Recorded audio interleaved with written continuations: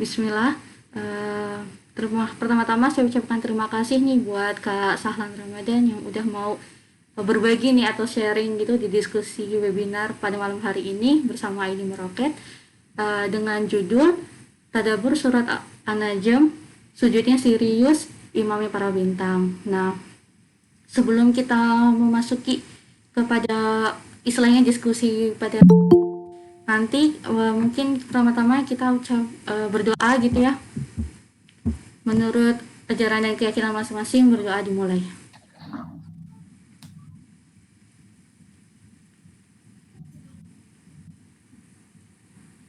Berdoa selesai. Oke, selanjutnya saya ucapkan terima kasih buat teman-teman ini yang udah join pada malam hari ini. Oke, tanpa panjang lebar mungkin akan saya jelaskan sedikit gitu ya, atau perkenalan dulu nih tentang pembicara pada malam hari ini, yaitu Kak Sahlan Ramadan. Beliau sekarang ini menjadi mahasiswa Master Astronomi di ITB, yang dulunya juga S1-nya di Astronomi ITB. Nah, topik penelitiannya Kak Sahlan sendiri ini mungkin agak cukup unik gitu ya, karena temanya itu membahas mengenai radioastronomi. Nah, tema ini tuh emang agak kurang familiar nih buat di masyarakat umum. Tapi ternyata tema dari radioastronomi ini, topik S1-nya itu mengenai tentang SETI, yaitu mencari kehidupan di ekstraterestrial. Ini agak luar biasa gitu ya topik penelitian ini. Dan kalau S2-nya yang sekarang yang lagi ditempuh saat ini, yaitu tentang radio frekuensi interference. Jadi kayak masih dalam satu tema yang sama mengenai radioastronomi walaupun dengan topik yang berbeda. Oke, untuk itu tanpa panjang lebar, saya persilahkan Kak Saflan untuk menyampaikan materi untuk diskusi pada malam hari ini. Mungkin mau ditampilkan slide-nya kan ya Kak?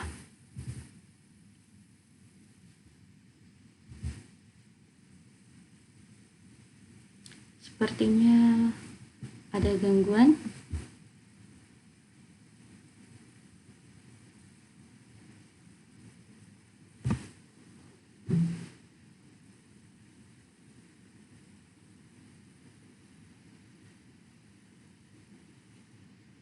Oke, ternyata ada sedikit kendala di Kak Sahlan. Jadi mari kita tunggu ya Kak Sahlannya.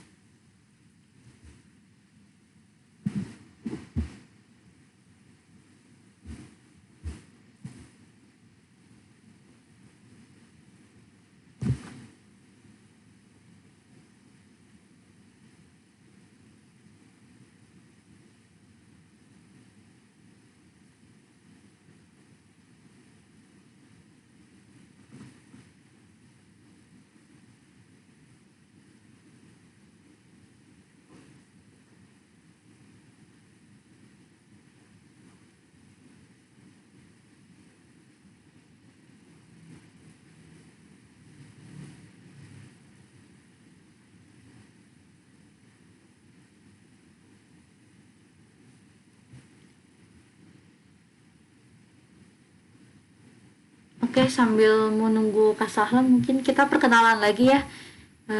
Coba kita nih, di sini ada Caldera Vega. Assalamualaikum, Kak Caldera Vega. Nah, sepertinya belum tersambung. Di sini atau coba kita perkenalan ke ada Kak Tiara Dewi Imas.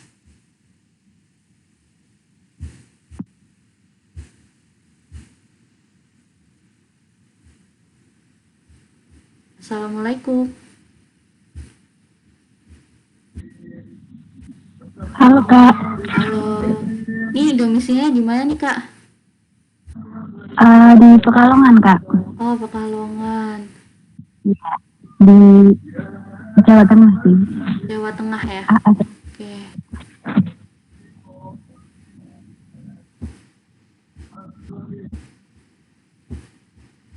Terus di sini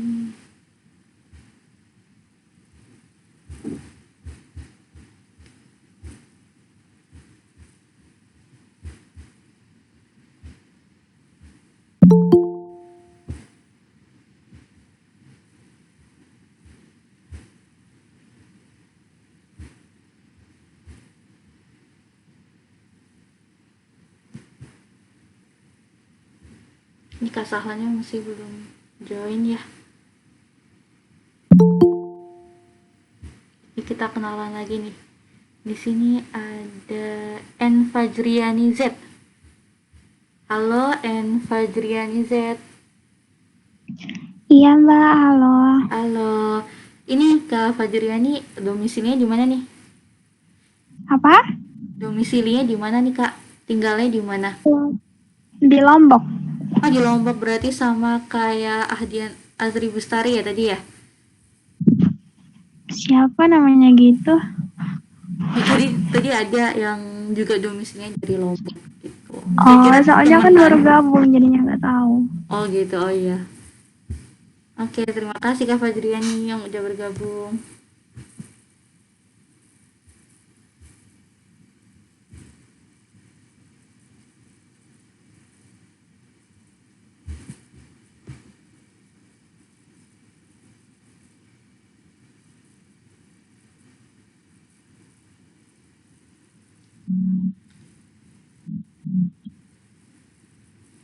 Terima kasih kembali.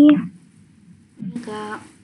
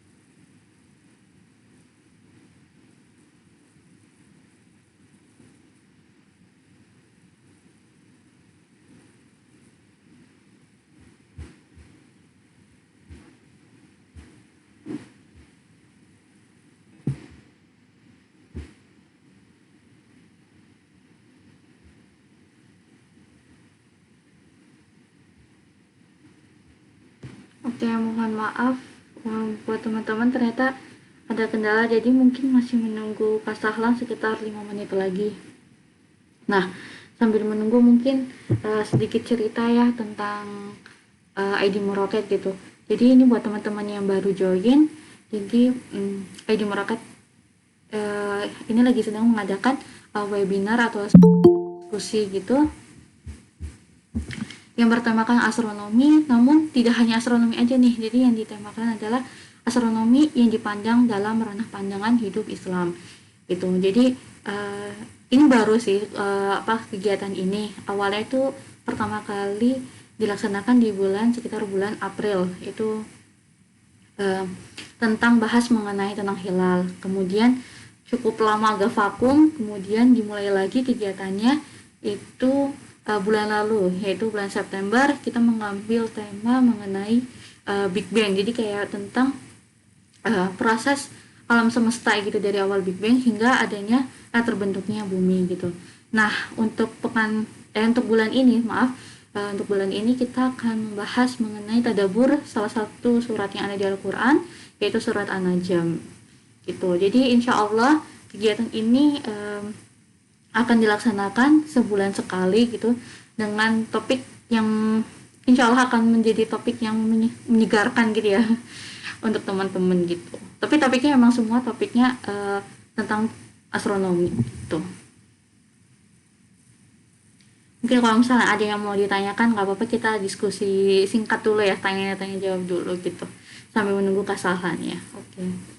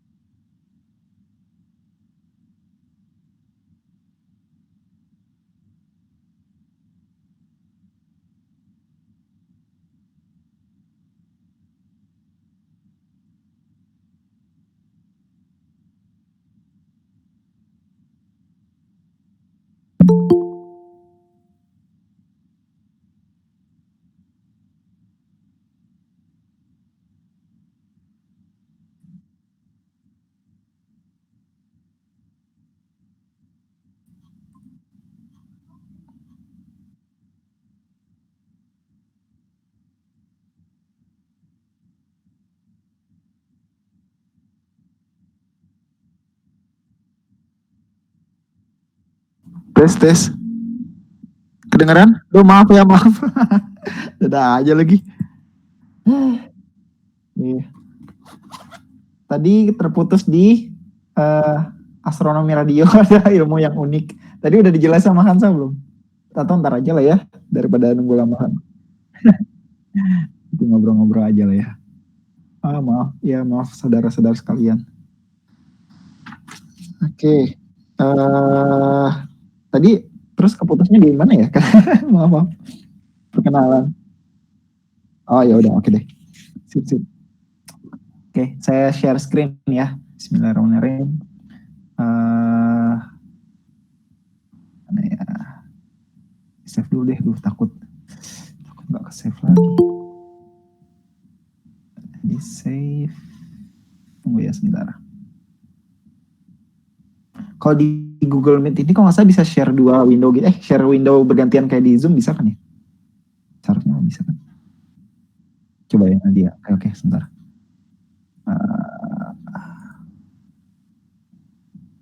Ini sekarang kelihatan apa?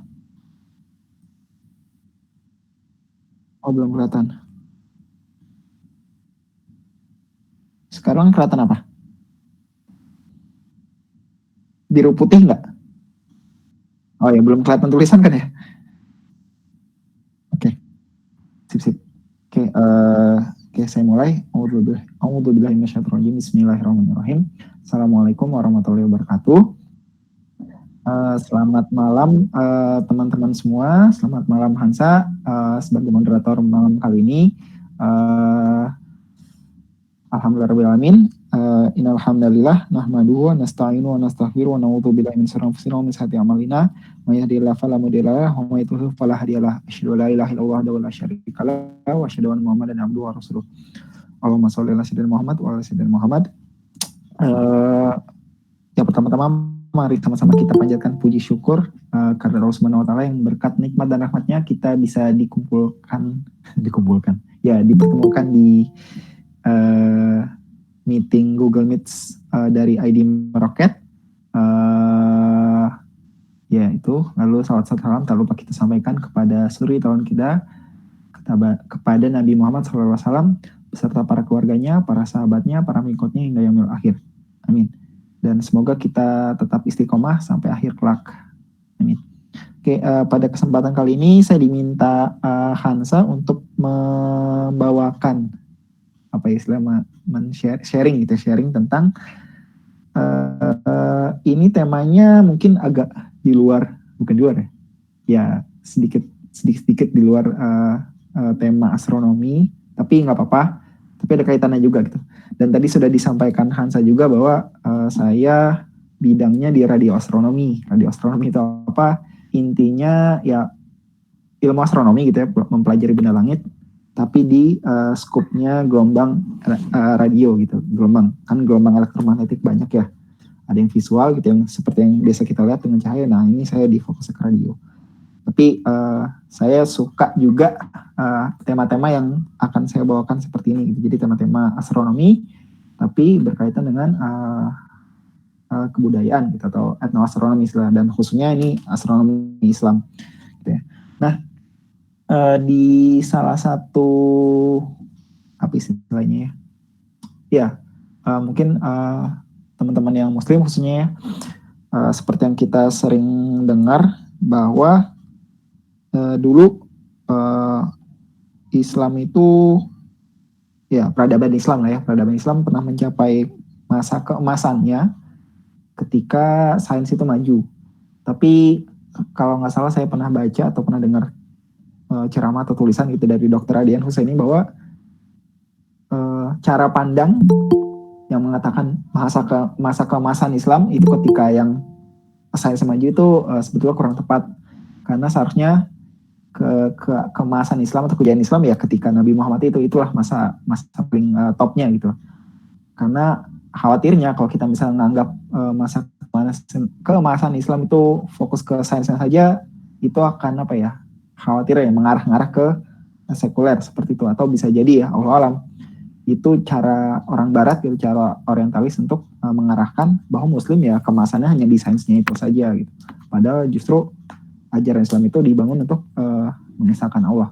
Nah, salah satunya dengan ya sains seperti itu. Nah, itu sedikit ya intermezzo pembukaan dari saya, dan ini saya buka dengan ayat favorit saya, Al-Imran ayat 190 sampai 191. Saya bacakan saja artinya mungkin biar singkat gitu ya. Sesungguhnya dalam penciptaan langit dan bumi dan pergantian malam dan siang terdapat tanda-tanda kebesaran Allah bagi orang yang berakal, yaitu orang-orang yang mengingat Allah sambil dia berdiri, duduk, angkat berbaring, dan mereka memikirkan tentang penciptaan langit dan bumi seraya berkata, ya Tuhan kami, tidaklah Engkau menciptakan semua ini dengan sia-sia.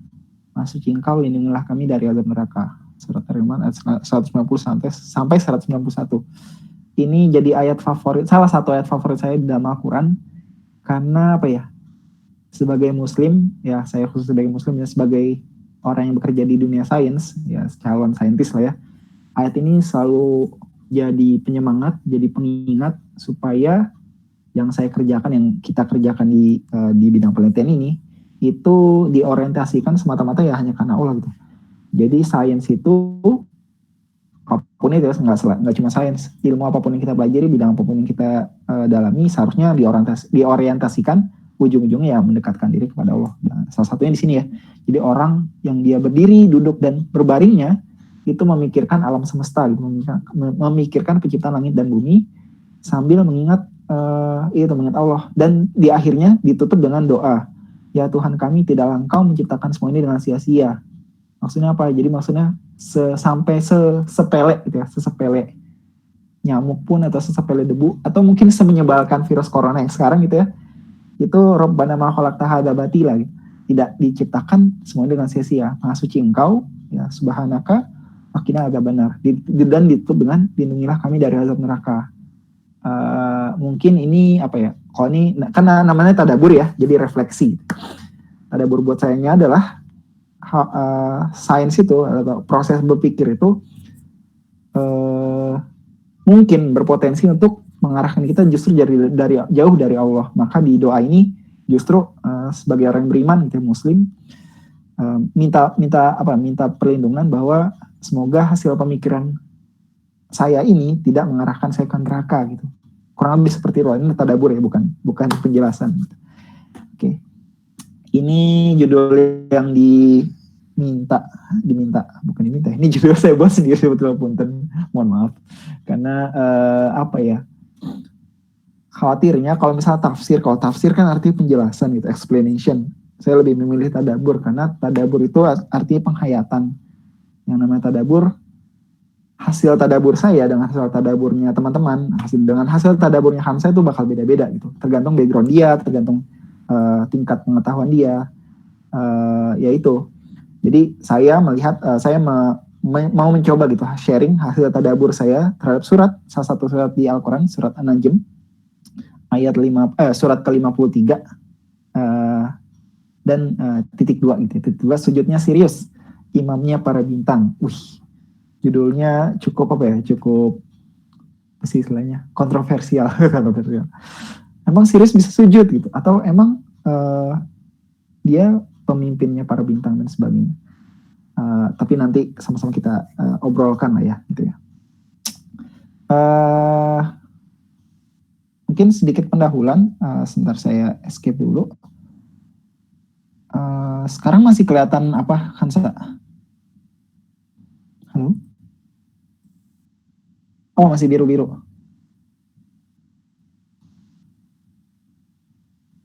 Tapi kelihatan pendahuluan nggak? Nggak ya? Oh, belum. Kok bisa? Oh, masih slide pertama? Wow. Oh, gitu. Oh, dia agak delay ya. Oke, nggak apa-apa. Sip. Sebentar. Tunggu ya. Laptop saya jadi agak lemot begini. Semoga nggak apa-apa deh.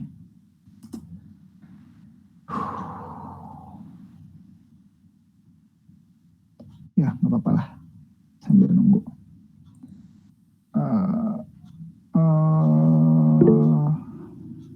F5. Ini kelihatan nggak? Aduh.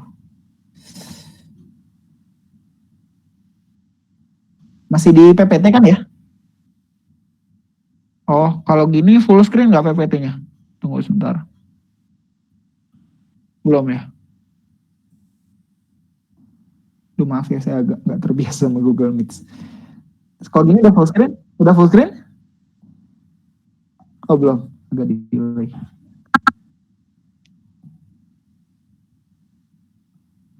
Sekarang sudah? Oh, belum. Sebentar, sharingnya tuh sharing yang mana ya? Saya stop dulu ya. Saya stop presenting. Lalu saya share present your entire screen aja kali ya, biar enak deh. Ya. Jangan deh. Present a window.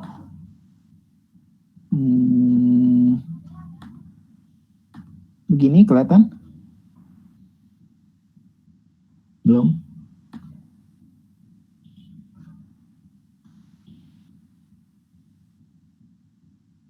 Loading ya.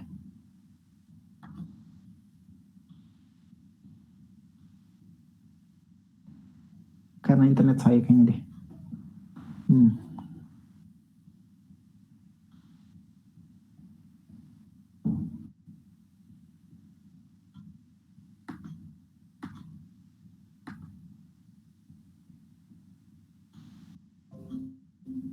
Kelihatan?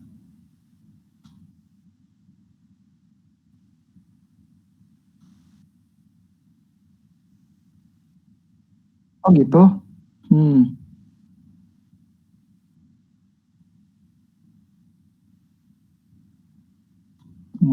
Tunggu.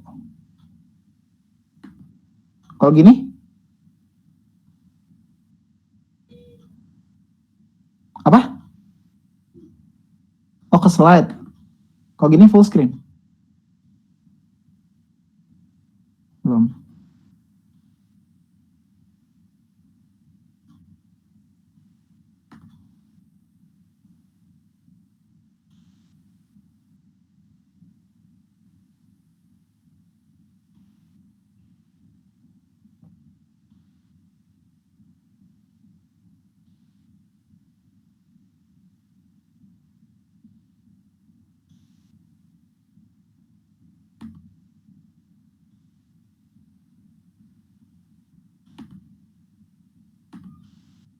Udah? Belum?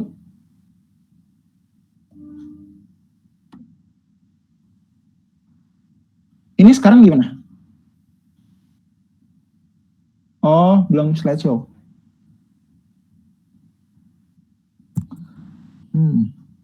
Gini udah belum? Ya udah, nggak apa-apa lah ya. Udah, sambil baca di PPT-nya aja nggak apa-apa deh. Jadi gini, ya pendahuluannya jadi mulai dari mana tadi? Duh, maaf, agak teknis. Ya, jadi bintang gitu, bintang. An-Najm itu kan bintang ya, artinya. Nah, kalau di Al-Quran sendiri, setelah saya riset kecil-kecilan, seperti riset kecil-kecilan, Al-Quran itu, ini nggak tahu ya terjemahannya sudah disepakati atau belum, punya dua istilah untuk bintang gitu kalau di bahasa Arab. Yang pertama dari kata nun, jim, mim, najm gitu, najm. Yang satu lagi kaf, waw, kaf, ba, kaukaba. Nah, kalau ditranslate ini ya, translate Kemenak atau translate Sahih Internasional gitu bahasa Inggris, biasa ditranslate dengan stars gitu, bintang. Tapi kalau saya memahami gitu ya, Najm sama kaukaba itu agak beda gitu. Kalau misalnya Najm itu ya bintang stars yang biasa kita lihat yang kecil-kecil itu, yang terlihat kecil itu yang kelap-kelip. Tapi kalau kaukaba itu refer to planet, tapi itu antar bahasa lain gitu ya.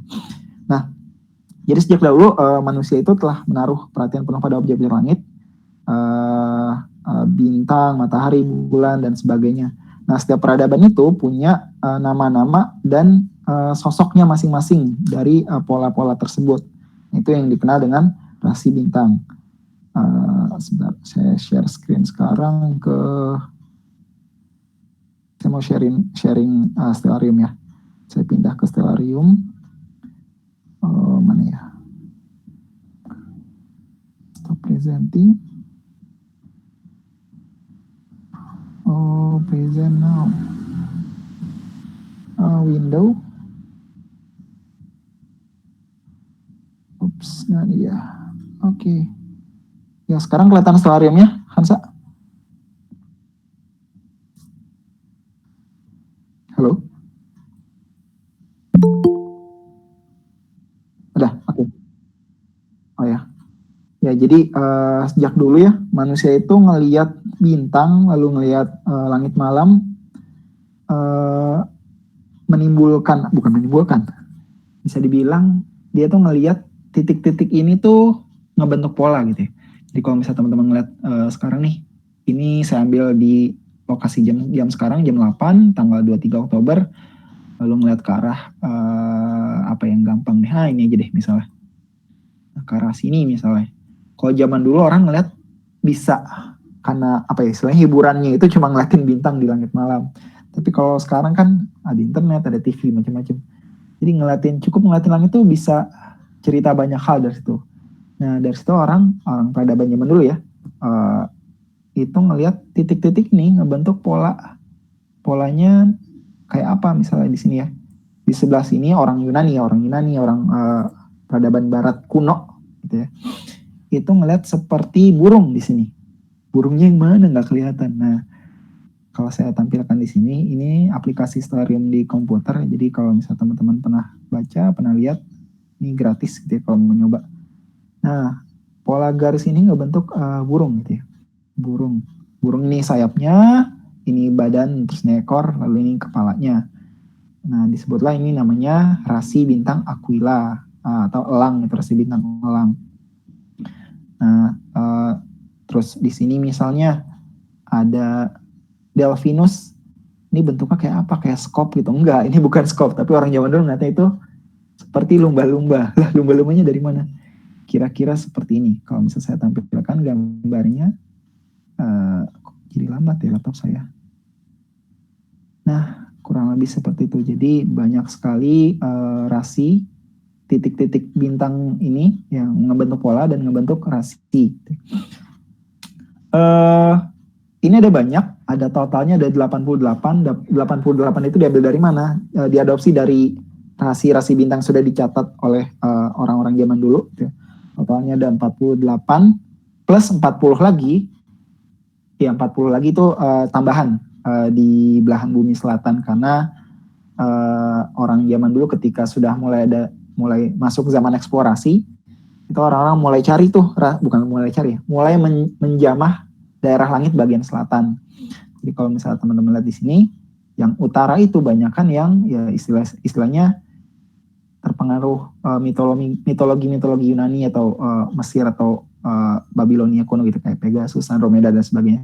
Tapi kalau yang selatan itu lebih ke sosok-sosoknya tuh benda-benda atau hewan-hewan modern gitu ya, bisa dibilang kayak gitu.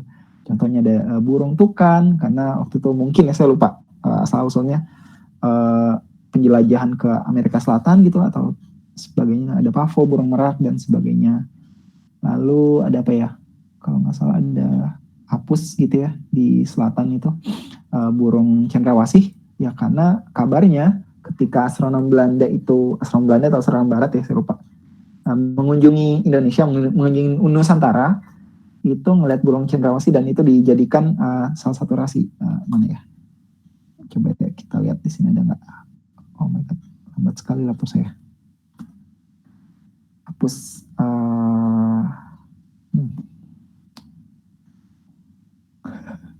Not responding, ya udah nggak apa-apa. Ya pokoknya itu lah ya. Ya seperti itu. Nah, ini dia, hapus enter. Oke.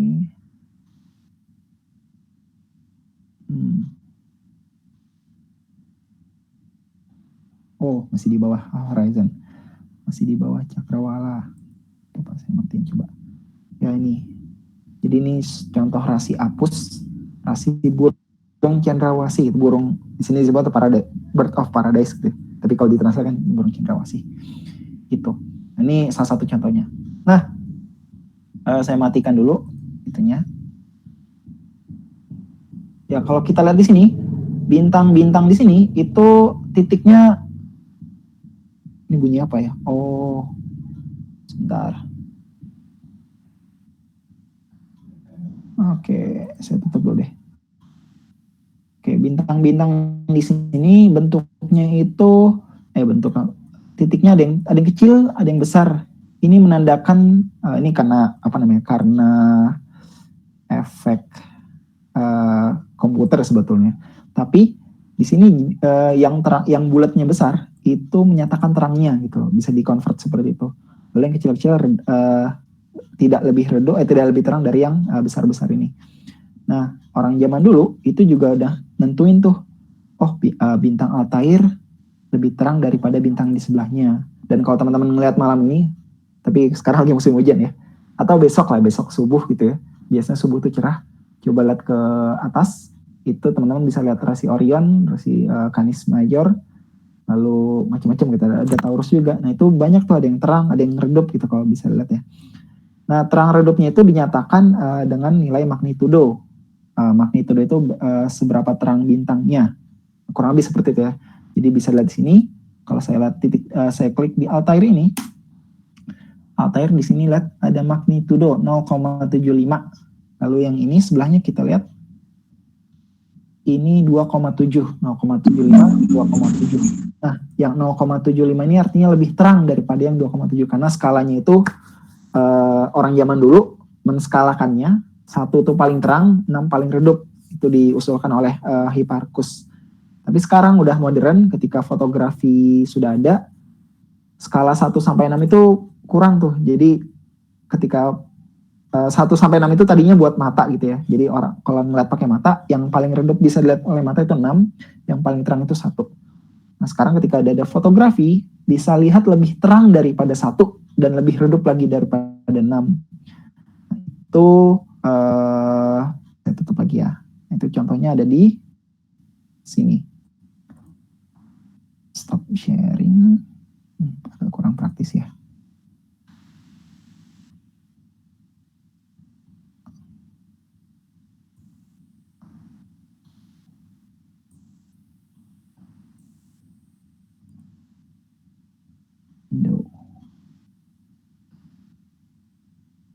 Maaf, laptop saya tiba-tiba melambat, mungkin gara-gara blue screen tadi. Nggak muncul. Window. Ada sih. Astagfirullahaladzim. Oh ya.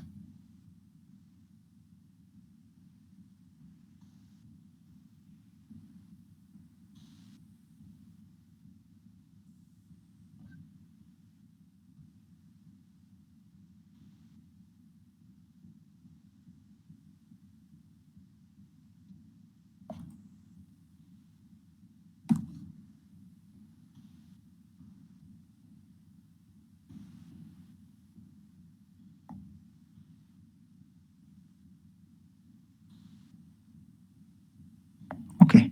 Nah ini dia. Oke. Ya, jadi apa namanya ya? Nah ini tabel yang ini tabel singkat saya ambil dari Wikipedia. Jadi kalau teman-teman lihat di sini matahari itu salah satu objek langit juga ya. Itu juga dinyatakan nilai magnitudonya, magnitudo semu atau seberapa terang dia kalau kita lihat pakai ya secara semu gitu, secara semu yang lihat dari bumi aja. Itu nilainya -27. Matahari itu seterang itu yang kayaknya paling terang itu ya, siang-siang itu -27. Kalau bulan itu seberapa? Bulan purnama -13. Lalu planet Venus bisa dilihat nanti pagi di arah timur kalau misalnya cerah gitu ya. Itu -5 Venus yang terang. Lalu Jupiter malam ini kelihatan kalau misalnya nggak mendung. Tidak. Mars Merkuri. Ini bintang yang jadi fokus kita saat ini gitu ya, Sirius gitu ya. -1 nilainya. Nah, kalau misalnya teman-teman lihat di tabel ini ya, tapi ini confirm gitu, jadi bisa dicek.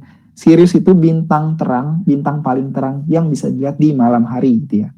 Jadi kalau misalnya ditanya bintang paling terang apa? Ya jawabannya matahari. Kalau misalnya secara yang bisa bintang paling terang yang bisa dilihat dari bumi ya matahari. Cuman kalau misalnya di malam hari bintang paling terang itu Sirius gitu ya. Jadi makanya ya bisa kita bilang lah ya Sirius itu pemimpin bintang terangnya di malam hari. Yaitu sedikit lucu-lucuan aja gitu ya. Imamnya para bintang di malam hari gitu di Sirius. Nah ini Sirius di malam hari. Bisa lihat di sebelah kanan layar itu yang paling terang ini ya, ini Sirius. Rasinya rasi Canis Major. Canis Major tuh bentuknya kayak anjing besar. Mananya anjing ya? Ini kepalanya, ya nggak bayangin aja ada gambar anjing sini kepalanya, ini lehernya, kaki depan, kaki belakang, ekor. Kurang lebih seperti itu. Nah sebelah kiri teman-teman itu bintang Sirius dipotret dengan Hubble Space Telescope. Itu teleskop luar angkasa, diameter sekitar 2 meteran. Nah, awalnya kalau kita ngeliat pakai mata ya, bintang terang ini cuma sendirian aja. Tapi ketika tahun 1800-an gitu ya, ketika sudah teleskop, udah ada instrumen lebih canggih, ternyata Sirius itu punya pasangan. Jadi dia nggak sendirian, dia punya pasangan berdua, kecil tapi di sebelah sini gambarnya. Sirius A dan Sirius B dinamakan gitu ya. Sirius 1 yang bintang paling terangnya, Sirius B yang satunya lagi. Gitu ya. Nah, ya. Oh belum muncul? Sekarang udah muncul? Sekarang gambar apa? Sekarang gambar apa? Apa? Slide nomor 7.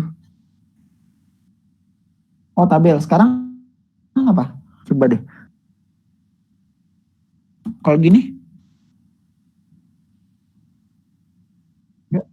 Gambarnya full screen atau PPT ya?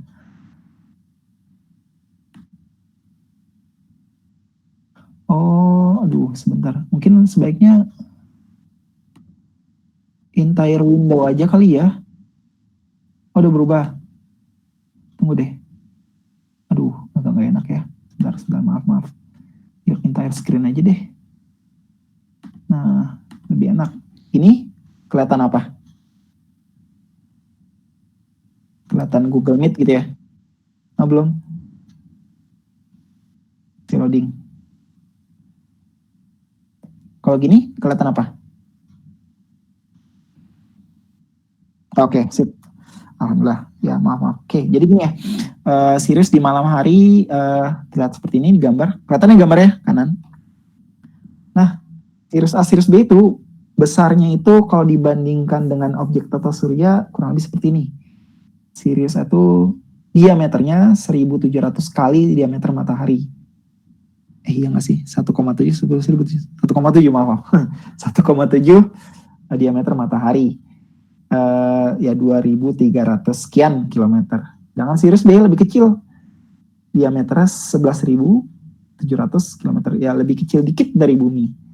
Tapi ya ini disebut jenisnya itu bintang katai putih atau white dwarf. Sedangkan kalau bintang Sirius A itu bintang kelas A, warna putih, dia ada di istilahnya apa ya, bintang utamanya lah gitu. Nanti perihal bintang mungkin dibahas di pertemuan lain, di kesempatan lain gitu ya, insya Allah. Ya jadi Sirius B ini kecil-kecil gini, itu sangat masif, sangat rapat, berat gitu ya. Jadi karena proses evolusinya bisa digambarkan kurang lebih apa ya, seberapa masif, seberapa padatnya dia, secongkel, segumpal gini ya. Saat segumpal, teman-teman bisa ngambil gumpalan si Sirius B ini, lalu diambil, ditimbang, itu beratnya kurang lebih sekitar 60 kali mobil gitu. Jadi cuma segini nih, cuma sebesar ini, 60 kali mobil, kurang lebih seperti itu. Sangat rapat, sangat masif gitu. Karena itu udah sisa intinya apa ya, sisa-sisa pembakaran bintang, jadi tinggal intinya aja, itu jadi white dwarf itu gitu. Jadi nanti matahari kita ketika berevolusi kurang lebih ketika meledak nanti itu menyisakan white dwarf itu gitu. Nah ini gambaran orbitnya. Tadinya saya mau menunjukkan putarannya, cuman sepertinya laptop saya nggak memungkinkan, jadi mungkin lain kali aja ya, atau nanti di akhir gitu ya. Jadi ditemukan ini si bintang Sirius A yang terang itu ada pasangannya yang mengorbit saling orbit pusat massa ya. Jadi jangan dibayangkan si Sirius B-nya nih begini aja. Tapi kalau misalnya mau lihat gitu ya bisa sih. Tapi gini, dia ngorbitnya itu kayak apa ya? Kayak satu sama lain saling ngorbit pusat massanya. Teman-teman boleh ambil satu titik gitu lalu lihat nanti bentuknya tuh oval gitu. Gitu. Nah, langsung saja terlalu panjang ya pendahuluan, nggak apa-apa deh. Kita masuk ke tadaburnya gitu ya. A'udzu billahi minasyaitonir rajim. Afala yatadabbaruna al-Qur'an walau kana min 'indi ghairillahi lawajadu fihi ikhtilafan katsira. Jadi maka tidakkah mereka menghayati atau mendalami Al-Quran sekiranya Al-Quran itu bukan dari Allah, pastilah mereka menemukan banyak hal yang bertentangan di dalamnya. Gitu. Ini sedikit pengingat gitu buat kita sebagai muslim khususnya dari surat An-Nisa ayat 82. Kenapa surat An-Najm? Ternyata juga saya baru tahu gitu ya, setelah cari-cari buat pertemuan ini nih dari tafsir Ibnu Katsir versi bahasa Inggris yang online gitu ya. Jadi disebutkan bahwa surat An-Najm ini justru surat pertama yang menunjukkan perintah untuk bersujud, untuk mungkin khususnya sujud tilawah, atau saya kurang tahu detailnya, mungkin teman-teman yang dari background agama gitu atau kuliahnya di ilmu keislaman bisa bantu itu ya, bantu luruskan kalau misalnya ntar saya ada salah. Jadi An-Najm was the first surah in which prostration itu sujud gitu ya, dimunculkan atau perintah pertama kali sujud gitu ya. Jadi ketika surat An-Najm ini turun, lalu di akhirnya surat An-Najm nanti bisa sama-sama kita buka gitu. Kalau teman-teman megang terjemahan surat An-Najm boleh. Itu apa yang namanya ya? Ada perintah sujud gitu ya, untuk sujud tilawah. Lalu semuanya sujud, yang ketika itu Rasulullah bersujud, semua yang di sekitar beliau juga sujud, tapi cuma ada satu orang yang sujudnya gitu ya, cuma ke handful of soil and prostrated on it gitu. Jadi ngambil tanah, dia sujud ke tanah itu gitu. Dan dilihat ternyata itu dia adalah Umayyah bin Khalaf itu, salah satu tokoh kafir Quraisy cukup terkenal ya. Kalau teman-teman tahu kisahnya Bilal, nah beliau ini kalau nggak salah ini tuannya Bilal gitu, yang menyiksa Bilal dan akhirnya terbunuh dalam keadaan kafir. Oke, saya langsung saja percepat. Wan najmi idza hawa, a'udzu billahi minasyaitonir rajim, bismillahirrahmanirrahim. Wan najmi idza hawa ma dhalla sahibukum wa ma ghawa wa ma yantiqu 'anil hawa in huwa illa wahyu yuha. Ya, saya baca terjemahan bahasa Indonesianya. Jadi, demi bintang ketika terbenam, ini saya baca di itu ya, mushaf, maaf. Kawanmu Muhammad tidak sesat dan tidak pula keliru. Ayat ketiga, dan tidaklah yang diucapkan itu menurut keinginannya. Tidak lain Al-Quran itu adalah wahyu yang diwahyukan kepadanya. Yang ayat pertama nih ya, ketika nanti ada nemu ayat-ayat yang di bold itu jadi fokus utama di malam hari ini. Wan najmi idza hawa. Jadi kalau saya dengar wan najmi idza hawa itu artinya demi bintang. Jadi kalau misalnya demi bintang ketika dia goes down, apa ya? Ada yang diterjemahkan sebagai terbenam gitu. Ada yang bilang jatuh gitu ya. Ada yang bilang ya macam-macam lah, tergantung ahli tafsirnya apa gitu. Kalau saya dengar dari ceramahnya Ustadz Muhammad Halikan itu demi bintang ketika dia jatuh gitu. Atau ini refer ke bintang jatuh atau meteor gitu ya. Nah, kata hawa di sini, hawa goes down kalau ditranslate ya. Itu juga sama arti katanya dengan hawa keinginan gitu, atau kata hawa nafsu mungkin diambil dari kata hawa bahasa Arab itu ya. Jadi keinginan. Nah, kalau misal diambil apa ya? Direnungi, bintang jatuh lalu hawanya itu keinginan. Ada beberapa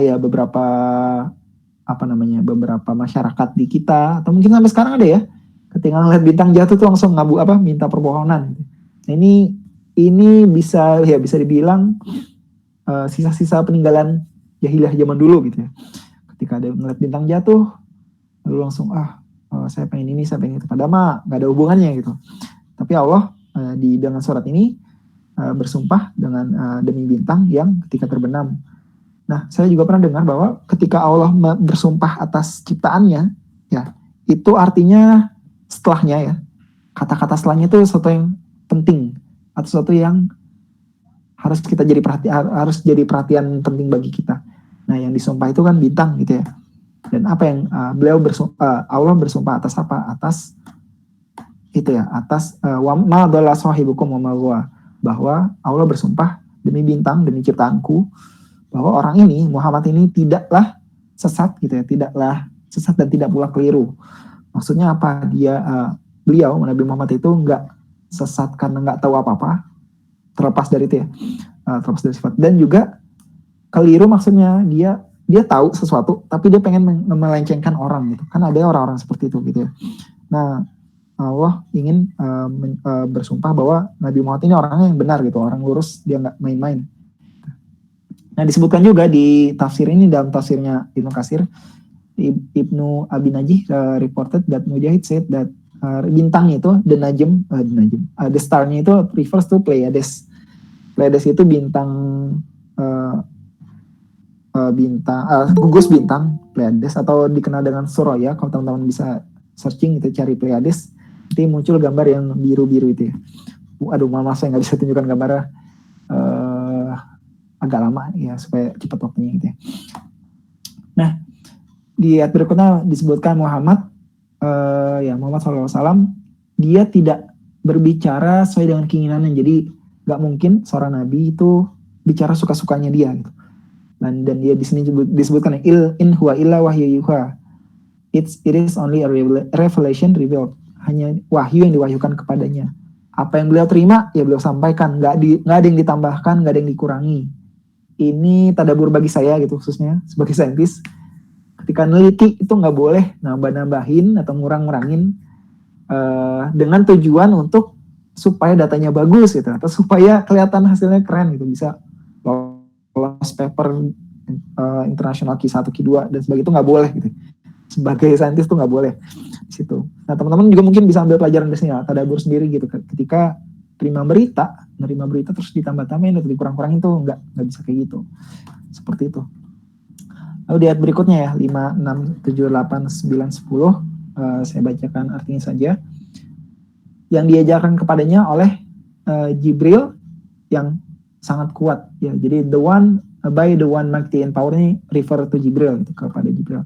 Dzu mirwah, artinya sempurna ya, yang mempunyai keteguhan, kesempurnaan, maka dia menampakkan diri dengan rupa yang asli atau rupa yang bagus dan perkasa. Fastawa. Jadi di sini di terjemahan bahasa Inggris, fastawa itu meninggi lalu stabil, intinya menampakkan diri dengan rupa yang sempurna gitu ya, kurang lebih seperti itu. While he was sedang dia berada di ufuk yang paling tinggi. He was in the highest part of the horizon. Horizon itu ufuk, atau bahasa Indonesia cakrawala. Nanti kita bahas sedikit. Then he approached and came closer. Lalu dia mendekat kepada Muhammad ya. He-nya ini ke Jibril, mendekat kepada Muhammad lalu bertambah dekat sehingga jaraknya sekitar 2 busur panah atau lebih dekat lagi. Lalu disampaikan wahyu kepadanya, kepada hambanya Muhammad, apa yang telah diwahyukan Allah, dan hatinya tidak mendustakan apa yang telah dilihatnya. Nah, di sini saya baut lagi ya, while he was in the highest part of the horizon. Jibril itu disebutkan berada di ufuk yang paling tingginya. Nah, maksudnya kayak gimana? Ini saya nggak mau gambarin Jibril kayak gimana, cuman gini, ini bisa sama-sama kita tadaburi ya. Ini penjelasan di Ibnu Katsirnya. Maksudnya apa? Maksudnya Jibril naik atau apa ya? Saya nggak mau bilang berdiri sih ya. Ya bayangkan aja gitu.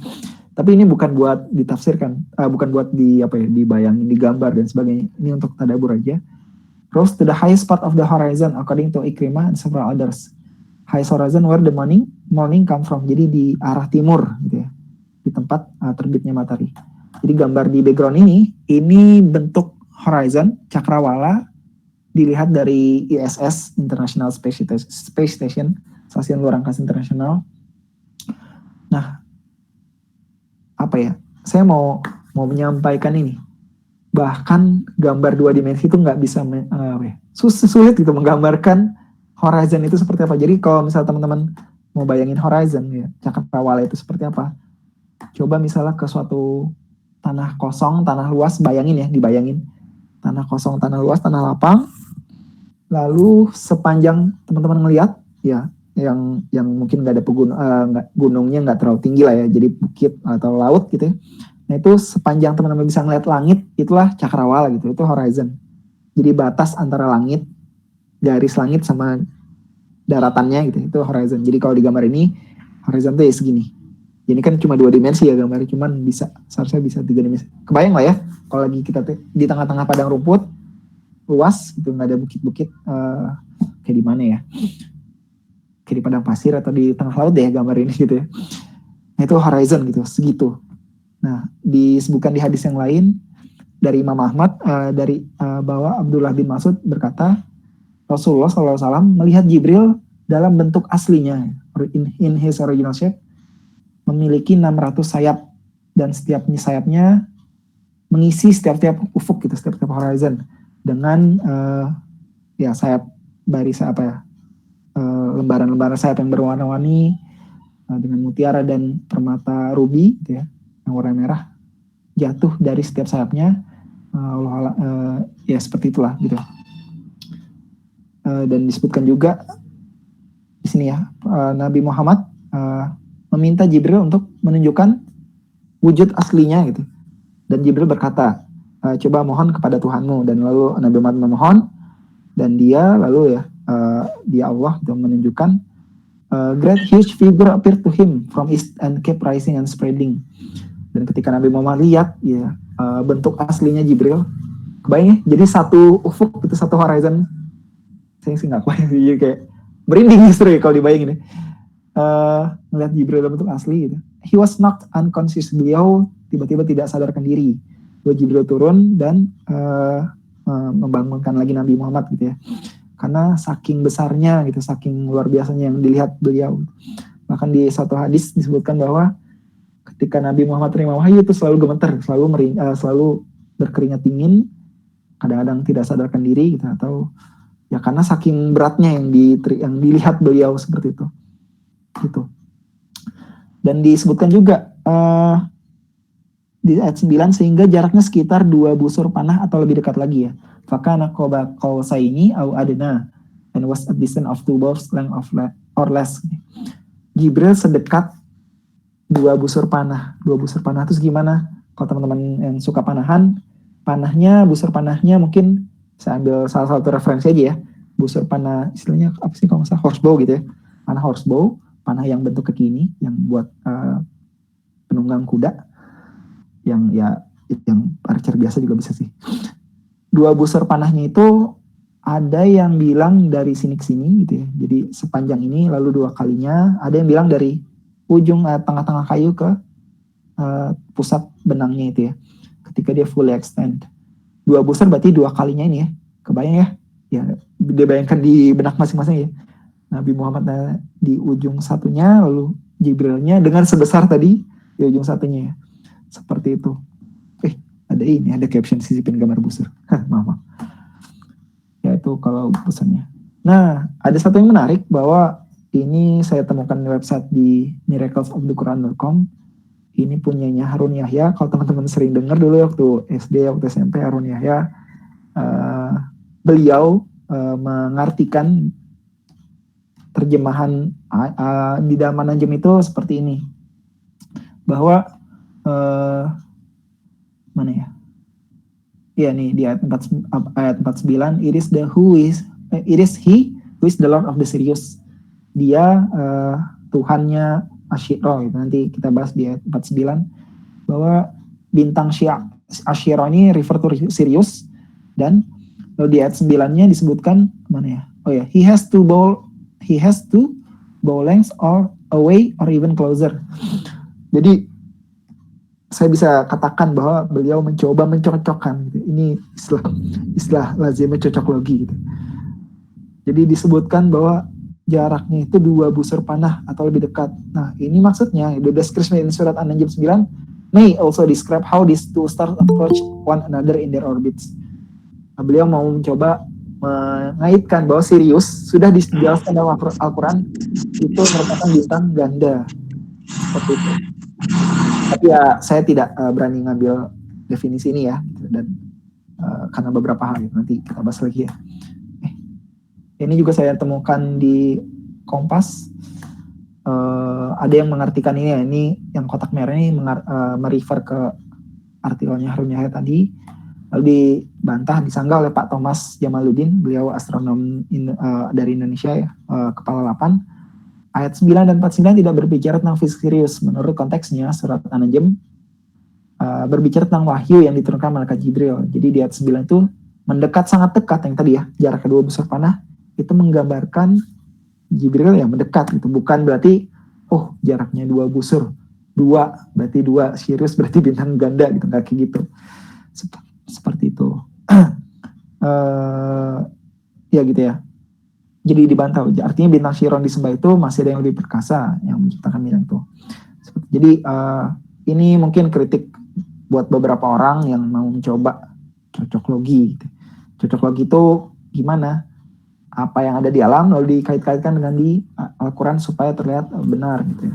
Salah satunya punten gitu teman-teman yang penganut flat earther, ya bisa dibilang itu cocok logi. Gitu. Jadi seharusnya tidak seperti itu cara berpikirnya gitu ya.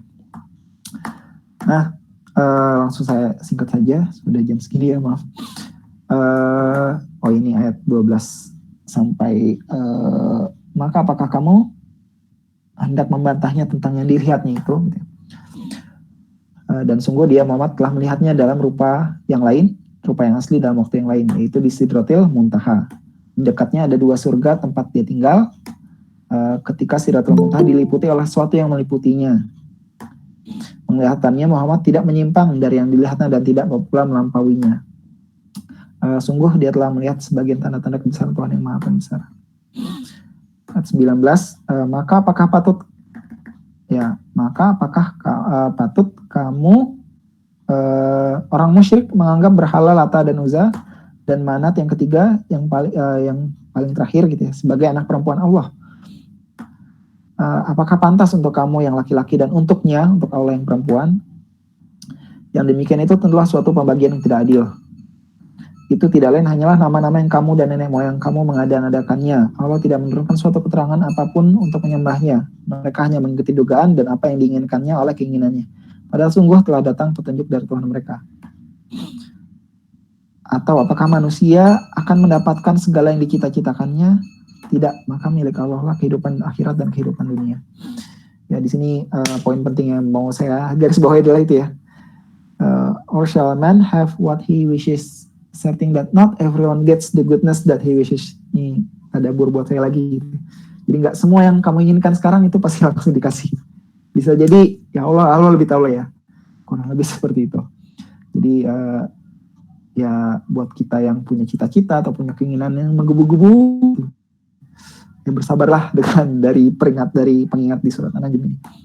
Next, ayat 26, 27, 26, 27, 28, 29, 30, 26, mana 26? Ya, dan betapa banyak malaikat di langit, pertolongan mereka sedikit pun tidak berguna kecuali apabila Allah telah mengizinkan dan hanya bagi siapa yang dia kehendaki dan yang diridhoi. Sungguhnya orang-orang yang tidak beriman kepada kehidupan akhirat, sungguh mereka menamakan para malaikat dengan nama perempuan. 28, maka dan mereka tidak mempunyai ilmu tentang itu. Mereka tidak lain hanyalah mengikuti dugaan, dan sungguhnya dugaan itu tidak berfaedah sedikit pun terhadap kebenaran. 29, maka tinggalkanlah Muhammad orang yang berpaling dari peringatan kami, dan dia hanya menginginkan kehidupan dunia. Itulah kadar ilmu mereka. Sungguh Tuhanmu, dia lebih mengetahui siapa yang tersesat dari jalannya dan dia pula yang lebih mengetahui siapa yang dapat petunjuk.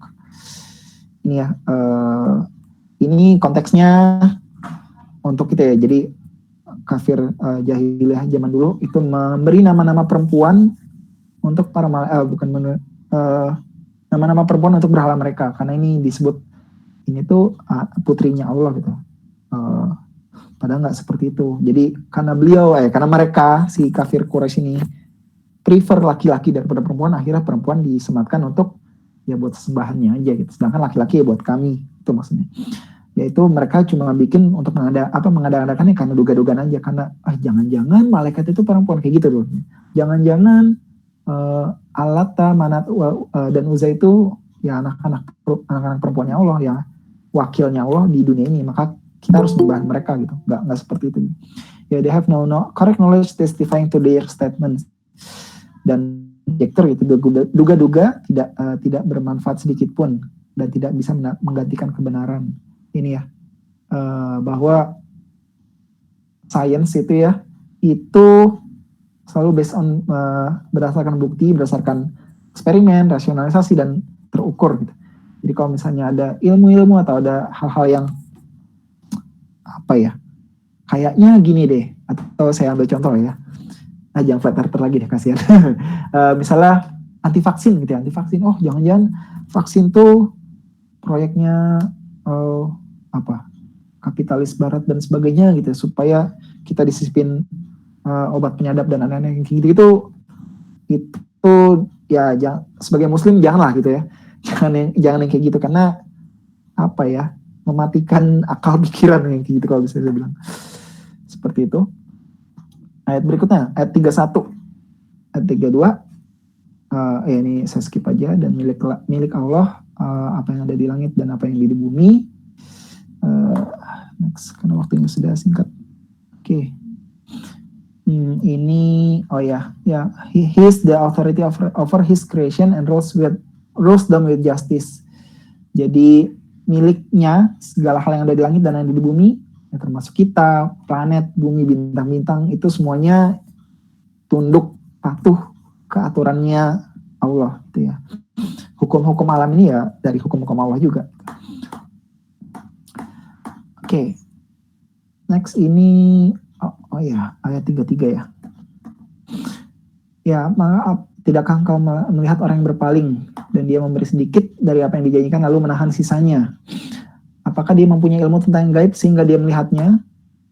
Ataukah belum diberitakan kepadanya apa yang ada di lembaran kitab suci yang diturunkan Musa dan lembaran-lembaran Ibrahim yang selalu menyempurnakan janji, yaitu bahwa seorang berdosa tidak akan memikul dosa orang yang lain, dan bahwa manusia hanya memperoleh apa yang telah diusahakannya. Dan yang diusahakannya itu, dan sungguhnya usahanya itu kelak akan diperlihatkan kepadanya. Kemudian akan diberikan balasan kepadanya dengan balasan yang paling sempurna. Dan sungguhnya kepada Tuhan mula kesudahan segala sesuatu. Ya, ini ayat, lupa saya bold ya tadi. Mana tadi? Ayat 34. And gave a little then stopped. Penjelasan di tafsir Ibnu Katsirnya. Ya.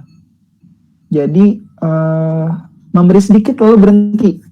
Ibnu Abbas berkata, memberi sedikit lalu berhenti memberi lagi ya. Itu sama, serupa gitu, analog dengan orang yang like the case of people who dig a well during the course of which they find a rock preventing them from completing their work, so they say we are finished and they abandoned the work. Jadi kayak ada orang yang lagi gali sumur gitu, lagi gali lubang buat keperluan sesuatu gitu, entah lagi ngapain lah, ketemu ada batu ngalangin sumurnya, habis itu udah berhenti, udahlah, udah beres, udah sampai sini gitu, males, nggak mau lanjut lagi gitu. Nah itu orang-orang yang ngasih sedikit lalu berhenti gitu.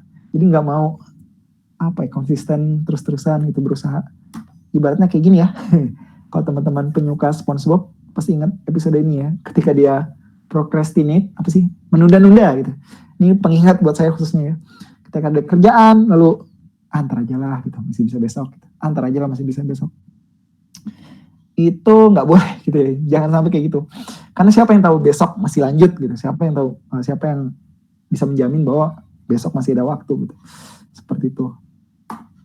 Ini bagian favorit saya di surat An-Najm 43 sampai 48 gitu ya. Dan dia ya sungguhnya dialah yang menjadikan orang tertawa dan menangis. Dan sungguhnya dialah yang mematikan dan menghidupkan. Sungguhnya dialah yang menciptakan pasangan laki-laki dan perempuan dari mani apabila dipancarkan. Dan sungguhnya dialah yang menetapkan penciptaan yang lain, kebangkitan setelah mati. Dan sungguhnya dia yang memberikan kekayaan dan kecukupan. Dia ini tertawa dan menangis, hidup dan mati, perempuan laki-laki, itu ya tadi ya, kaya dan cukup. Allah nggak nyebutin kaya dan miskin ya, tapi kaya dan cukup. 43 sampai 48 ini refleksi buat kita semua gitu ya, bahwa keadaan entah itu senang susahnya kita, atau ya lagi naik, lagi tenar, lagi nggak tenar, atau lagi bagus, lagi semangat lagi enggak, itu bagian dari takdir Allah, bagian dari ketetapan Allah. Jadi nggak bisa tuh kayak, kok dia lebih hebat ya dari saya, atau kok dia bisa keluar negeri kuliah, terus beasiswa dan sebagainya, terus saya cuma gini-gini aja, atau oh dia bisa kerja di tempat yang bagus. Kalau kita mempertanyakan hal ini, mengeluhkan hal itu, justru kita yang apa ya, nggak terima dengan takdir Allah, nggak terima dengan ketentuan Allah. Justru bagian sinilah sisi manusiawinya, sisi manusia buat mengingatkan kita bahwa semua hal itu, laki-laki perempuan, tawa dan tangis, sedih dan senangnya itu ya bagian dari takdir Allah gitu. Nah ini inti suratnya tadi ya, wa innahu huwa rabbus syi'ra gitu. Dan he is the Lord of Ashira, and that is who described the former dan Samud gitu ya, maaf. Dan dialah sungguhnya dia Tuhan yang memiliki bintang Syi'ra. 950. Dan sungguhnya dialah yang membinasakan kaum Ad dahulu kala, dan kaum Samud tidak seorang pun yang ditinggalkannya hidup, dan juga kaum Nuh sebelum itu. Sungguh mereka adalah orang yang paling zalim dan paling durhaka. Dan perahara angin telah meruntuhkan negeri kaum Lut, lalu menimbuni negeri itu sebagai azab dengan puing-puing yang menimpanya. Maka terhadap nikmat Tuhanmu yang manakah yang masih kamu ragukan? Ya, bisa di apa ya? Kalau teman-teman tadabbur atau tafsir atau baca surat apapun di Al-Quran tuh seolah tuh kayak rangkaian ayatnya itu kayak terjalin-jalin gitu. Kalau kata satu manalihan kayak gitu. Jadi di sini di 55 itu seolah ngingetin yang tadi tuh, yang 43 sampai 48 tadi. Jadi nikmat Tuhanmu yang manakah yang hendak engkau ragukan? Jadi sebagai pengingat. Nah di 49 Lord of Ashira gitu ya, bintang Ashira. Nah ini saya kutip dari tafsir Ibnu Katsir, jadi aduh maaf nggak kelihatan banyak, nggak kelihatan jelas ya. Disebutkan Ibnu Abbas, Mujahid, Qatadah dan Ibnu Zaid menyebutkan tentang Ashira, itu bintang terang yang dinamai dengan Mirzam Al-Jauza atau Sirius. Ini saya benar-benar kopas ya dari websitenya, nggak saya tambah-tambahin. Which a group of Arab used to worship. Ini salah satu pendapat. Saya pernah juga dengar pendapat lain bahwa Ashira ini planet yang paling besar. Disebutkan itu ya, planet yang paling besar, tapi nggak tahu ya. Entah itu Jupiter atau ada lagi planet lain, nggak tahu, Allah-alam. Tapi intinya apa? Intinya ada satu bintang paling luar biasa di peradaban Arab zaman dulu itu, yang disembah, yang dipuja-puja. Karena ya contoh lah, kita misal kita sepakati ini Sirius gitu, karena terangnya. Lalu beberapa peradaban juga nyebut itu manifestasi, bukan manifestasi apa ya, jelmaan dewa apa dan sebagainya gitu ya. Ini saya kutip dari buku Star Names and Their Meanings dari Richard Hinckley Allen, bahwa Al-Syi'ra atau Ashira itu atau Al-Abur Al-Yamaniyah much resemble the Egyptian, Persian, Phoenician, Greek, and Roman equivalents. Jadi menyerupai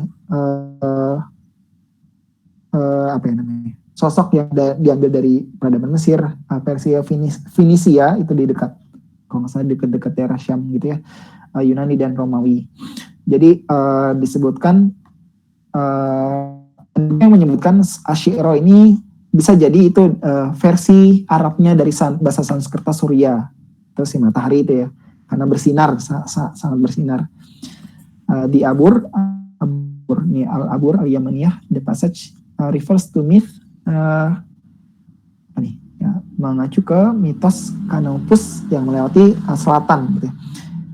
Kenapa selatan? Dari kata ini ya, Al-Yamaniyah. Ada yang menyebutkan, ada yang mengartikan dari arah Yaman gitu ya. Jadi menuju arah Yaman, or perhaps to southerly portion to arah Yaman. Jadi kalau dilihat di peradaban sana, Sirius itu agak ke selatan gitu. Ini yang saya pahami ya. Nanti kita bisa diskusikan. Atau ada yang bilang juga dari ini ya. From these geographical names originated the Arabic adjective Yamaniyah and Syamaliyah. Yaman, Syamal itu kalau nggak salah kiri dan kanan ya. Di sini diterima utara selatan. Saya nggak tahu. Oh ini nih. Lalu seperti itu. Ya jadi Ashira sendiri apa ya? Ya bisa dibilang Sirius gitu ya. Tapi awalam bukan itu fokusnya sebetulnya. Jadi fokusnya yang namanya kalau saya, tadabbur saya, Al-Quran itu ketika nyebutin benda, ketika nyebutin objek,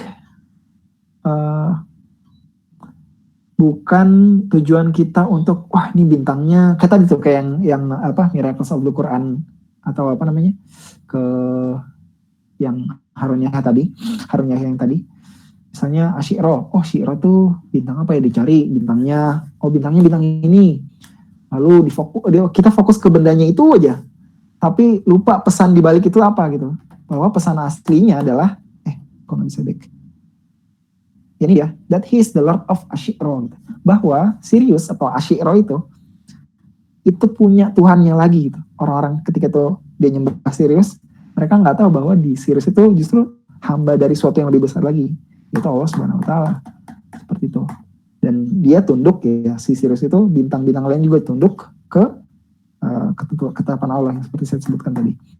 Dan di akhir, maaf waktunya agak longgar. Ya inilah hada yaziru nadhiru minan nudhuril ula.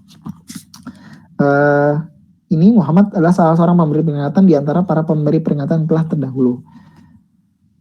Azifatil azifah. The azifah draws near. Diterjemahkan yang dekat setelah semakin dekat. Jadi maksudnya hari kiamat gitu ya. Tidak ada yang dapat mengungkapkannya terjadi hari itu selain dari Allah. Maka apakah kamu heran? Apakah kamu merasa heran terhadap pemberitaan ini dan kamu tertawakan dan justru tidak menangis? Sedangkan kamu lengah darinya, Samidun itu lengah gitu ya. Maka bersujudlah kepada Allah dan sembahlah Dia. Ya, jadi ini peringatan di akhir gitu ya. Azifatil azifah, yang dekat telah semakin dekat. Ya, tidak ada yang bisa memperkirakan, bahkan kami itu astronom sering ditanya kapan kiamat atau akhir dunia kapan. Ya, secara perhitungan sekian gitu. Kalau kita mungkin bisa santai, oh matahari masih 5 miliar lagi dan sebagainya. Tapi ya who knows, itu Allah alam. Saat ini Allah bilang kun ya fayakun gitu. Jadi kalau mau sekarang ya bisa gitu. Jadi bukan fokus ke kapannya, tapi kita sudah mempersiapkan apa, seperti itu. Maka ya jadi di sini disebutkan, maaf saya ngecas dulu. Ya, dan Allah itu memperingatkan, kenapa kamu justru heran dengan pemberitaan ini dan tawakan atau justru nggak malah takut gitu ya. Dan while you're samidun, wa antum samidun. Samid dari kata ismid, kalau di dialeknya orang Yaman, artinya bernyanyi atau bersenda gurau mungkin ya, atau bisa turning away gitu, apa sih istilahnya, melengos gitu ya, ya gitu ya.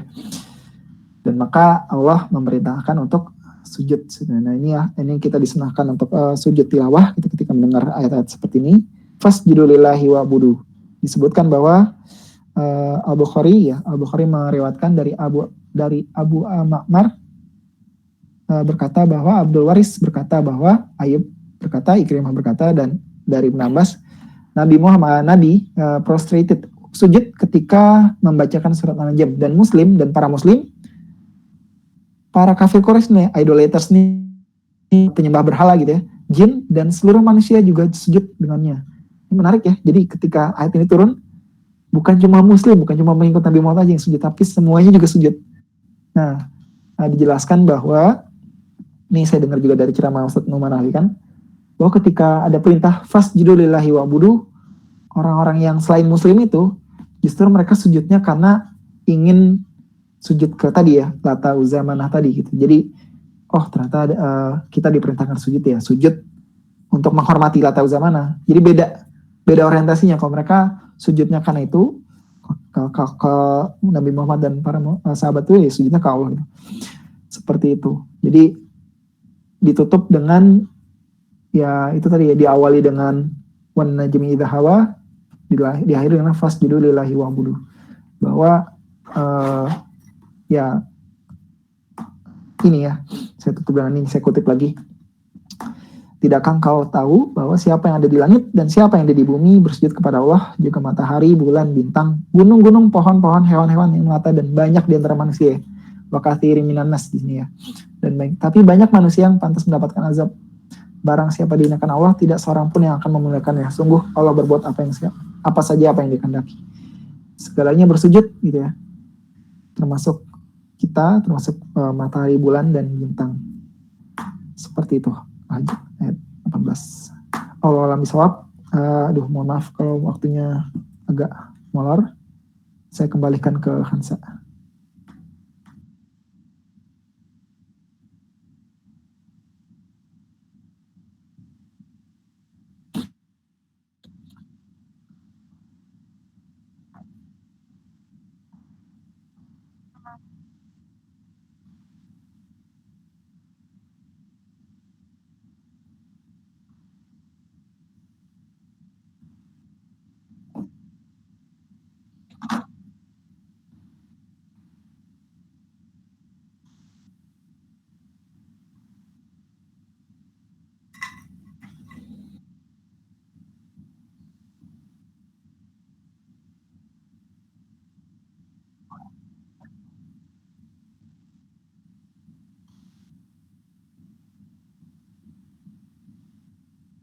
Oh ya, apa-apa.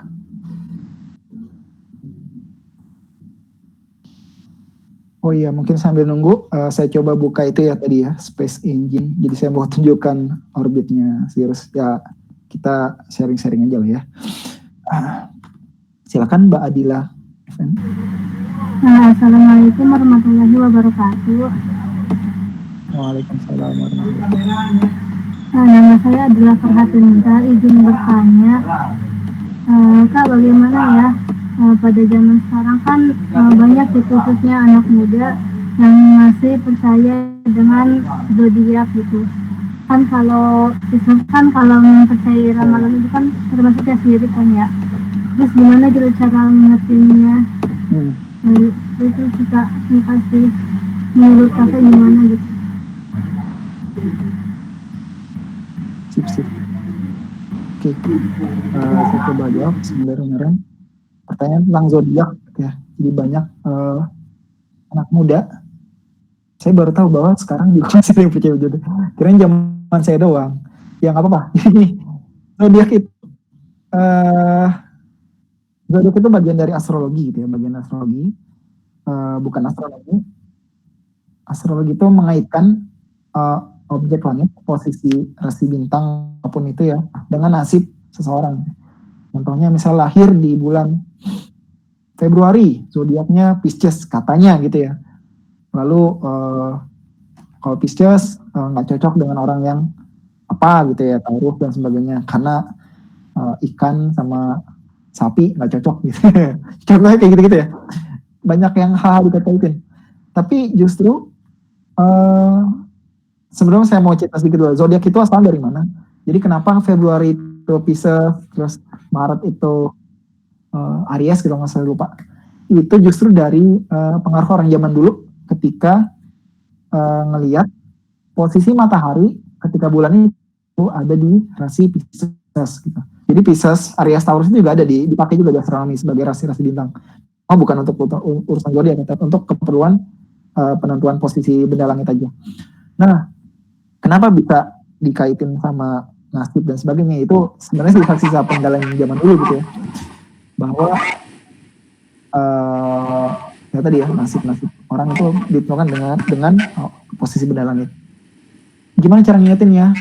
Coba aja tanya lagi, buktinya apa gitu ya, bukti sebagai orang saintifik gitu ya, apa yang membuktikan bahwa orang lahir di bulan Juli dia nggak baik kalau misalnya pakai baju merah misalnya gitu ya, atau dan sebagainya gitu ya, nggak cocok kerja di air dan sebagainya gitu. Zodiak macam itu nggak ada landasan saintifiknya gitu. Jadi mulai dari itu aja dulu, mulai dari landasan saintifiknya gitu. Ketika mereka nggak bisa jawab, ya udah itu istilahnya apa ya, apa ya bisa dibilang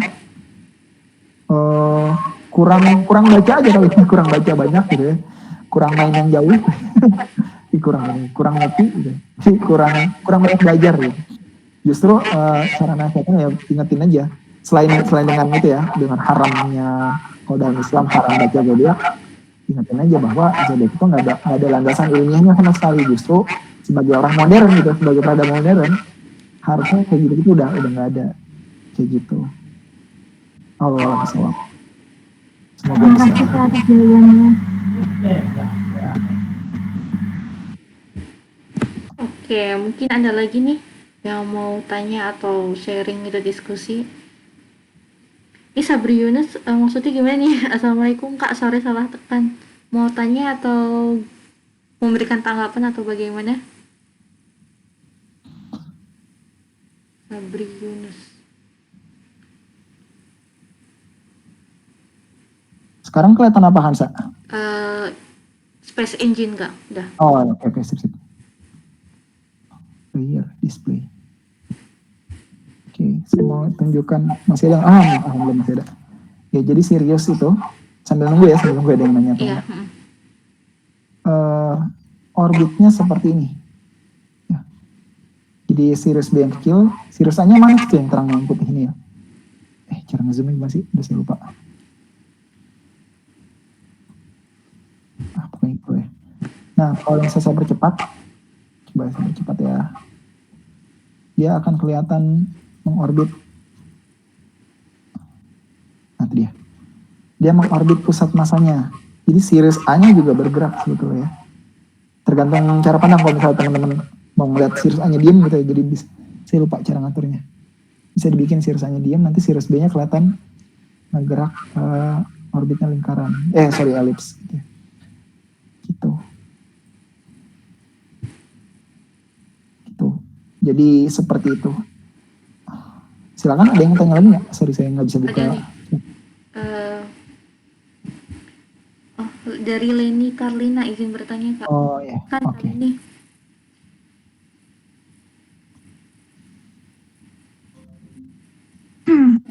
Bismillahirrahmanirrahim. Assalamualaikum warahmatullahi wabarakatuh. Kak Sahlan. Waalaikumsalam warahmatullahi wabarakatuh. Dan Kak Hansa.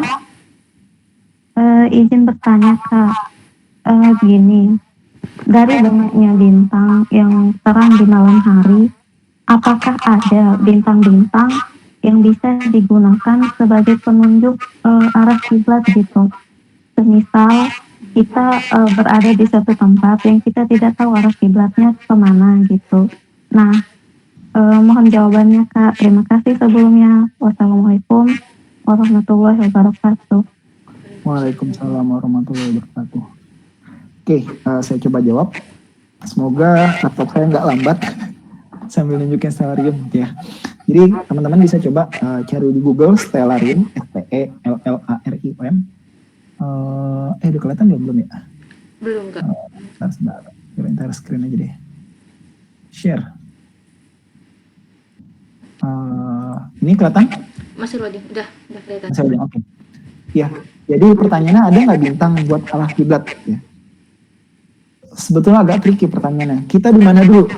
Kita di Indonesia kah atau di luar negeri? Karena posisi kita di bumi itu nanti yang menentukan bintang-bintang apa saja yang bisa dilihat. Kurang lebih seperti itu. Nah, kita ambil contoh kasus Indonesia dulu ya. Misal kita di Indonesia, kiblat kita berarti ke barat, agak miring ke utara 5 derajat gitu. Jadi di sekitar sini ini barat, lalu agak ke sini gitu ya, ke arah sana kiblat. Nah, itu patokan kita dulu. Jadi kiblat kita ke arah sana. Nah, sebetulnya di langit itu ada satu titik penunjuk arah selatan. Kalau kita kan di belahan bumi selatan nih, kalau misalnya teman-teman tinggal di Pulau Jawa dan sebagainya gitu ya. Ada satu rasi bintang yang cukup mudah dilihat. Oh, sekarang udah terbenam rasi bintangnya. Coba saya mundurin ya waktunya ya. Sayang sekali. Oke, saya mundurin lagi tanggalnya deh. Nah, ini dia. Ini contoh di 24 Januari 2020. Jadi gini, kenapa saya mundurin? Karena gini, karena bintang-bintang itu posisinya juga berubah dalam waktu 1 tahun. Jadi Sirius nih sekarang, nanti jam 5, Sirius itu ada di atas kita, di zenith atau di atas kepala. Tapi bisa aja ya, bukan bisa aja ya. Beberapa bulan lagi, Siriusnya udah nggak di situ lagi. Karena dia akibat gerakan bumi mengitari matahari, revolusi bumi terhadap matahari, posisi rasi-rasi langit itu juga rasi-rasi bintang di langit juga berubah, sehingga sulit untuk mencari patokan, cari bintang yang buat nentuin arah kiblat. Paling yang bisa saya jawab adalah asal teman-teman udah tahu selatan, timur, barat di mana, itu mudah. Nah, contoh saya ambil di sini nih. Ini ada rasi namanya rasi Crookes. Yang kayak gimana rasi Crookes? Bentuknya kayak gini. Kalau misalnya teman-teman pernah baca atau pernah lihat gitu ya. Bentuknya kayak salib. Ya karena kan orang barat ya, salib selatan gitu disebutnya, salib selatan. Di Jawa kalau nggak salah saya dengar, apa mana ya, Indonesia gitu ya, rasi layang-layang atau rasi pari gitu, atau rasi gubuk kenceng gitu. Macam-macam namanya tergantung kebudayaannya. Nah ini kalau teman-teman tarik garis dari rasi ini, si Gakrux bintang ini ke Akrux, ditarik lurus kira-kira ke selatan gitu ya. Nah itu asal udah ketemu ini berarti itu selatan. Nah kalau udah tahu selatannya di mana, lalu lihatlah baratnya di mana gitu ya. Asal ingat selatan kan bisa ngikutin gitu. Tapi kalau misalnya ditanya ada nggak yang pas banget kiblat, itu sulit karena posisi kita nanti berubah-ubah juga kan ya gitu ya. Teman-teman nanti maju ke atas ke utara sedikit, misal ke tengah-tengah ke Pulau Kalimantan gitu ya, kita nanti posisi langitnya udah berubah lagi. Apa nih? Oh, gambar dong. Ya gitu. Jadi jawabannya tergantung posisi, tergantung tanggal juga. Tapi kalau misalnya nanti tanggalnya tepat, bisa cari nih rasi Crookes ini. Sekarang rasi Crookes kelihatan nggak? Nggak. Sekarang dia sudah terbenam jam segini. Jadi nanti tunggu beberapa bulan lagi. Gitu ya. Oke, next. Ada dari musim dingin, Kak. Dingin, mau tanya musim dingin. Silakan. Silakan. Musim dinginnya apa? Terima kasih. Assalamualaikum warahmatullahi wabarakatuh. Waalaikumsalam warahmatullahi wabarakatuh. Alhamdulillah, temanya menarik sekali sih. Yang pertama, saya mengapresiasi itu. Serius, imamnya para bintang ya. Sebelum bertanya, saya mohon izin untuk menambahkan sedikit mungkin, Kak. Wah, sangat boleh. Makasih, Mbak. Ya. Jadi kalau tadi aku tadabbur surah An-Najm, insya Allah surat An-Najm itu surat Makkiyah ya, surat yang Allah turunkan pada fase Mekah gitu. Dan kalau kita ini lagi ya, kalau kita teliti lagi atau kita pelajari lagi, ternyata surat-surat atau surat-surat Al-Quran yang diturunkan di Mekah itu punya ada cirinya gitu. Salah satunya yang saya tahu adalah diawali dengan kalimat sumpah, misalnya wasyamsi, kemudian wanjumi ya, dan lain-lain. Pokoknya diawali dengan kalimat sumpah. Ini An-Najm ini termasuk dalam itu. Nah, kemudian Allah membukanya dengan wanajmi idza hawa, demi bintang ketika terbenam. Nah ini maksudnya kalau yang saya pahami, ini maksudnya adalah Allah yang bersumpah ini Allah gitu. Allah mengajarkan kita bahwa hanya Dia, hanya Allah saja yang boleh bersumpah atas nama makhluknya, yakni bintang.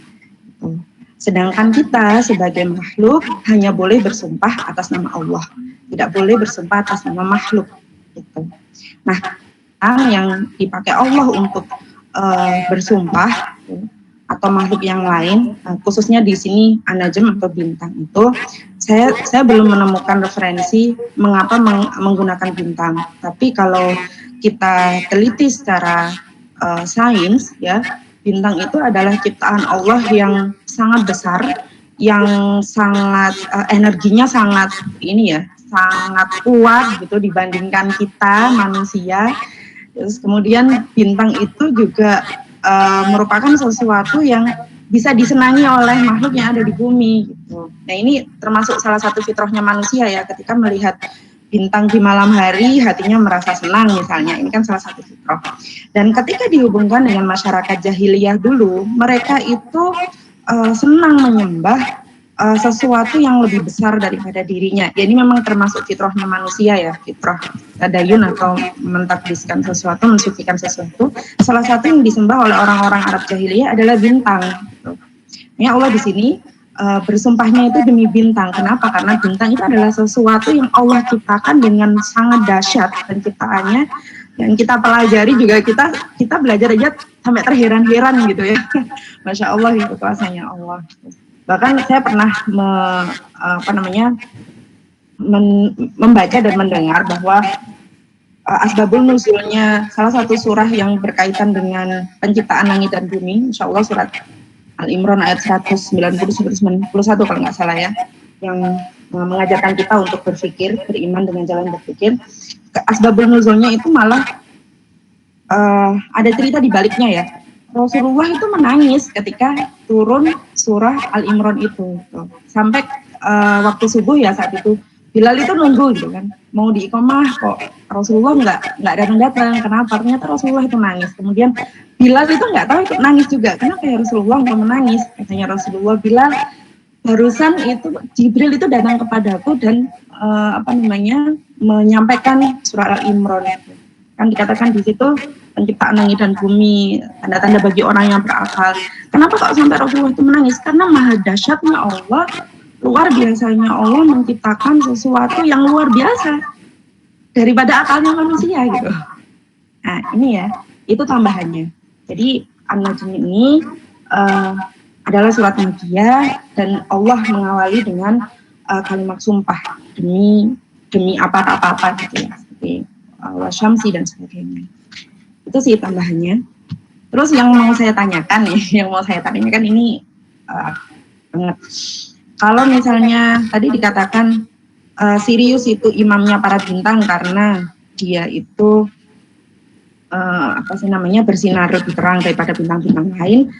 Nah, sekarang itu kan ada bintang yang jauh lebih bersinar ya, atau lebih terang daripada Sirius. Atau jangan bintang lah ya, planet lah, misalnya kalau kita bangun subuh gitu di ufuk timur ada planet yang kelihatan sangat cemerlang, kemudian orang-orang awam mengatakan itu bintang fajar misalnya, atau bintang apa gitu. Nah itu bagaimana Kak Pemateri menanggapi hal itu? Ada yang lebih cemerlang daripada si Sirius sendiri. Itu sih, saya mohon maaf kalau ada kesalahan. Terima kasih atas jawabannya. Assalamualaikum warahmatullahi wabarakatuh. Waalaikumsalam warahmatullahi wabarakatuh. Oke, terima kasih Mbak Musimdin. Subhanallah. Ya, jadi ya tadi saya juga ada yang kelewat sebetulnya. Terima kasih Mbak Musimdin sudah mengingatkan di bagian sini. Mana ya? Semoga di sini bisa kelihatan. Hide. Nah ini ya, kelihatan ya? Kansel kelihatan nggak PPT? Kelihatan nggak? Ya, jadi sini ya, dari Ibnu Hatim ini yang disebutkan Mbak Musimdin tadi, bahwa Allah ya, bahwa the creator, pencipta itu boleh bersumpah dengan apapun yang diciptakannya gitu. Tapi kita sebagai pencipta tuh nggak boleh misalnya bersumpah demi apa gitu. Kita justru harus sih ke creator, kepada Allah gitu, the creatornya atau Khalik gitu, sang penciptanya. Ini yang tadi disebutkan Mbak Musimdin tadi ya, disebutkan di tafsir Ibnu Katsir online tadi. Oke, ya terima kasih Mbak. Ya, berikutnya pertanyaan itu tadi ya, kalau misalnya yang lebih terang, justru bagaimana gitu tanggapannya? Nggak masalah Mbak, seru. Jadi gini, kan istilahnya ya, kita mungkin gini, sifatnya manusia gitu, fitrahnya manusia itu ingin bikin sesuatu yang paling bla bla bla gitu, yang paling terang apa gitu, yang paling besar apa dan sebagainya gitu. Dan ini atau misalnya yang paling pertama mencapai bulan begitu ya. Jadi kita selalu suka, ini pendapat saya sendiri, suka menyematkan sesuatu yang paling untuk kepuasan kita sendiri. Ya contoh di sini misal Sirius, bintang paling terang yang dilihat di malam hari, di langit gitu ya, di langit malam, Sirius. Lalu misalnya kalau ada yang lebih terang lagi bagaimana? Justru itu jadi memicu saya khususnya, saya pribadi. Berarti ada lagi yang lebih terang dari ini gitu. Nah itu jadi memacu pikiran kita, memacu semangat kita untuk belajar lebih banyak lagi. Oh ternyata Sirius bukan yang paling terang di langit gitu ya, selain bintang. Ternyata ada Venus gitu ya, ada bintang kejora. Oh ada nggak sih yang lebih terang lagi? Oh ada Venus. Setelah Venus misalnya bulan purnama gitu yang paling terang. Ada yang paling terang lagi nggak? Oh ada ternyata matahari. Yang lebih terang dari matahari ada nggak? Ada. Tapi dilihat dari mana dulu gitu ya. Kalau misalnya kita ambil tadi kan saya sebutkan magnitudo semu atau apparent magnitude itu dilihat dari jarak, ya dilihat dari bumi gitu yang kelihatan oleh mata, instrumen dari bumi, mata atau kamera. Tapi ada juga istilah magnitudo mutlak. Nah, ini yang dipakai astronom itu untuk menyatakan nilai kecerlangan sebenarnya berapa. Contohnya saya ambil ya, di matahari itu walaupun magnitudo semuanya minus 27, ternyata magnitudo mutlaknya itu hanya sekitar berapa kan? 4 ya, plus 4, sekitar 4 ya. Kalau nggak salah saya ingat, plus 4. Nah, Sirius itu, saya lupa. Sirius itu magnitudo mutlaknya kalau nggak salah jauh lebih terang lagi deh. Lebih terang dari matahari. Justru Sirius jadi levelnya jadi lebih, matahari levelnya jadi lebih rendah daripada Sirius itu. Kalau dilihat dari magnitudo semuanya. Dan ada nggak sih yang lebih terang dari Sirius? Ada, kalau misalnya bisa ini, kalau misalnya cukup waktunya ya, atau nanti di kesempatan lain bisa dicari tuh bintang paling terang atau lebih terang lagi dari Sirius ada gitu. Jadi mungkin saya bisa sampaikan di sini ke Mbak Musim Dingin. Kalau misalnya mau penasaran lagi yang lebih terang lagi ada nggak? Ada, banyak gitu, nanti cari aja di Google, cari absolute magnitude gitu, magnitudo mutlak list. Nanti muncul tuh benda-benda objek yang magnitudo mutlaknya macam-macam seperti itu. Justru itu jadi apa ya? Ketika kita tahu ada di atasnya langit ada yang langit gitu ya, istilahnya orang awam gitu, di atasnya langit ada langit, itu jadi pengingat buat kita sih bahwa yang kita tahu selama ini ternyata belum ada apa-apanya. Di atasnya lagi masih ada lebih lagi, masih ada lebih lagi. Dan itu sebagai muslim gitu ya, lari lagi ke pengingat di surat apa sih? Surat Al-Kahfi ya kalau nggak salah ya. Di akhir-akhir ayat, di akhir suratnya itu ada disebutkan bahwa seandainya kalimat Allah gitu, seandainya ilmu Allah. Oh, ini saya tadaburnya sebagai ilmu Allah gitu, kalimat Allah. Dituliskan dengan seluruh pohon yang dijadikan pena, lalu laut dijadikan tinta, lalu ditambah lagi 7 lautan lagi, itu nggak akan habis gitu. Kalau mau dicari, mau dituliskan semua ilmu yang ada dalam semesta ini, justru nggak ada habisnya. Dan ditambahkan lagi nggak akan habis. Justru itu jadi apa ya? Jadi refleksi ke diri kita lagi bahwa kita ini nggak ada apa-apanya gitu. Kita ini cuma kecil dibandingkan Allah yang memiliki pengetahuan segala sesuatu. Gitu sih Mbak. Allah misal. Gitu. Semoga bisa ya. Terima kasih Mbak Musin yang bisa saling sharing hikmah kurang lebih seperti itu. Oke, masih ada yang ingin ditanyakan gitu atau didiskusikan dari teman-teman? Berhubung juga udah jam 9 ya.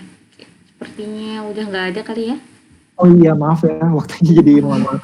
Ya nggak apa-apa Kak. Mungkin ada lagi yang masih ingin ditanyakan atau didiskusikan?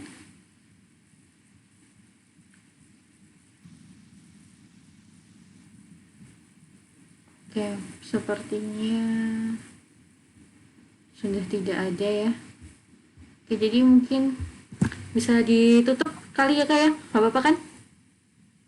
Atau mau tambahkan lagi? Boleh. Dari Kak Sahlan? Nggak bisa cukup. Intinya apa ya?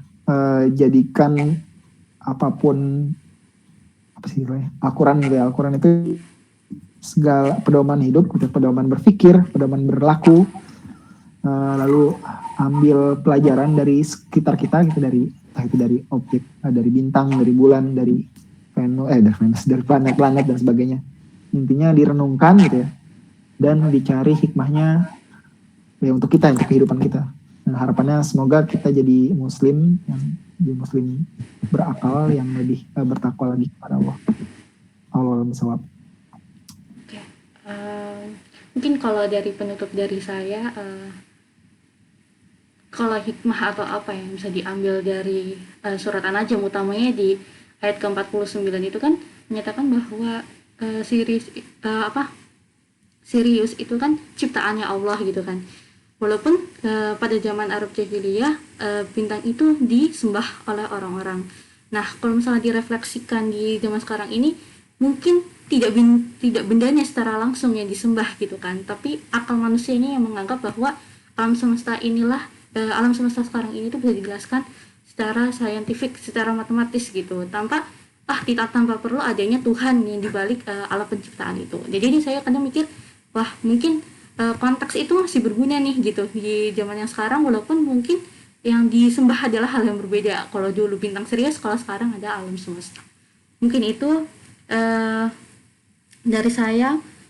Sebelumnya saya ucapkan terima kasih banyak buat teman-teman yang udah ikut gabung di acara webinar pada malam hari ini, dan saya ucapkan beribu mohon maaf apabila ada kesalahan teknis, ucapan ataupun tindakan dari kami, dari Edi Muroket, dari saya sendiri. Mungkin itu saja, cukup. Billahi taufiq wal hidayah. Assalamualaikum warahmatullahi wabarakatuh. Sampai jumpa selanjutnya, insya Allah. Waalaikumsalam warahmatullahi wabarakatuh. Terima kasih ya Kak. Iya, makasih juga Kak Sahlan. Terima kasih Ferry. Iya, terima kasih semua. Terima kasih ilmunya kakak. Sama-sama.